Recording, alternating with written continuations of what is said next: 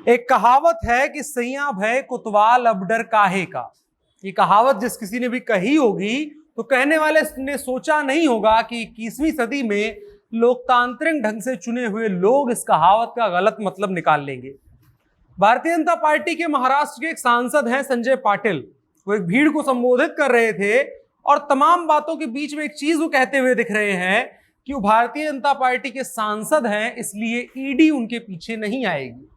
इस वीडियो में हम जानने की कोशिश करेंगे कि भारतीय जनता पार्टी के सांसद के बदन पर ऐसी कौन सी गंदगी लगी है जिसके कारण उनसे साफ सुथरा कपड़ा पहने ईडी के अफसर मिलना नहीं चाहते हैं। आजकल आईबी, ईडी, एनसीबी, सीबीआई इन सब का नाम मीडिया में ऐसे उछल रहा है जैसे हर सप्ताह कंपटीशन करते हो आपस में कि सबसे ज्यादा रेड कौन मार पाएगा।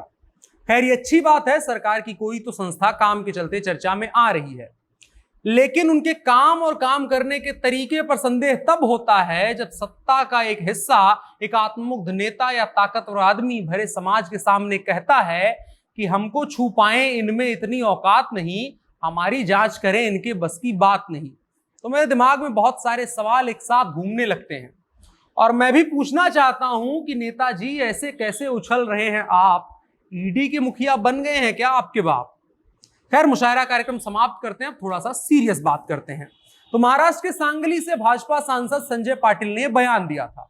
अब हुआ यह कि उनकी इस लाइन को लेकर के विपक्षी पार्टियां बड़ा बवाल काट रही हैं और कह रही हैं कि जो प्रवर्तन निदेशालय है वो भाजपा के इशारे पर काम करता है और इसी के कॉन्फिडेंस के आधार पर नेताजी ये कह रहे हैं कि ईडी भी हमारे पीछे कभी नहीं पड़ेगी।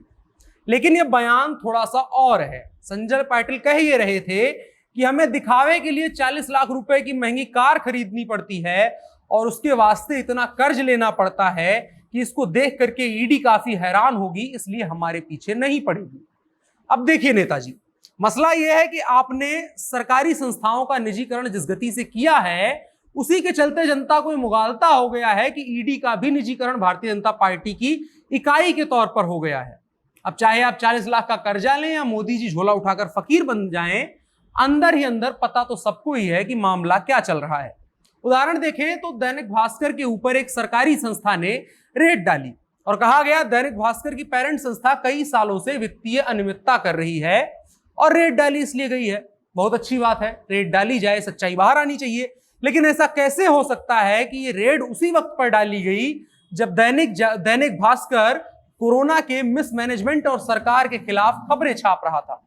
न्यूज लॉन्ड्री के दफ्तर पर कई बार छापे पड़ना कौन सी सच्चाई को खोदने का काम कर रहा था। मैं ये नहीं कह रहा हूं कि ये लोग गलत नहीं होंगे, गलत कर रहे होंगे, लेकिन सवाल तो इस पर भी होता है कि पीएम केयर्स फंड की जानकारी ना देने वाली सरकार ऐसे कैसे उम्मीद कर सकती है कि उनसे कम अनुभव और मैन पावर वाली संस्थाएं सारी जानकारियां टाइम पर अपडेट करती रहेंगी।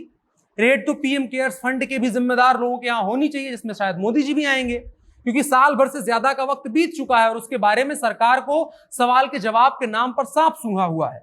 जनता को आप एजेंडा बेचकर वोट ले सकते हैं और लोकतंत्र की यही खूबसूरती है। लोकतंत्र वो माध्यम है जहां आप जनता को सबसे आसानी से बेवकूफ बना करके उसका अधिकार लूट लेते हैं।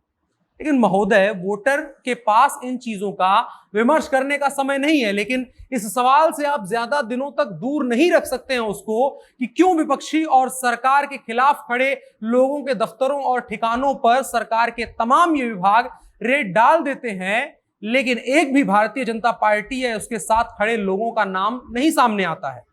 इस सवाल को नैरेटिव के जरिए गायब कर दिया गया है, लेकिन सवाल को छुपा देने से सवाल मर नहीं जाते हैं। संजय पाटिल ने हल्के फुल्के अंदाज में कहा हो या सीरियस होकर के कहा हो, उनके दोनों में से एक भी अंदाज से सवाल पर कोई असर नहीं पड़ता है कि सरकार क्यों सरकारी संस्थाओं का इस्तेमाल टारगेटेड लोगों के खिलाफ कर रही है। दबाव बनाने का ऐसा लोकतांत्रिक और कानूनी तरीका बिल्कुल गलत है। बाकी मास्टर स्ट्रोक हो तो हम अभी तक समझ नहीं पाए हैं। अगर आपको समझ में आया हो तो कमेंट में समझा दीजिएगा। बाकी एक शेर है किसी का कि जो आज साहिबे मसनद हैं कल नहीं होंगे, किराएदार हैं जाति मकान थोड़े हैं। मेरा नाम अनुराग मिश्रा है, कैमरे पर मेरे साथ ओम प्रकाश हैं। आप जनता जंक्शन देख रहे हैं। वीडियो पसंद आया हो तो दोस्तों के साथ साझा करें। शुक्रिया।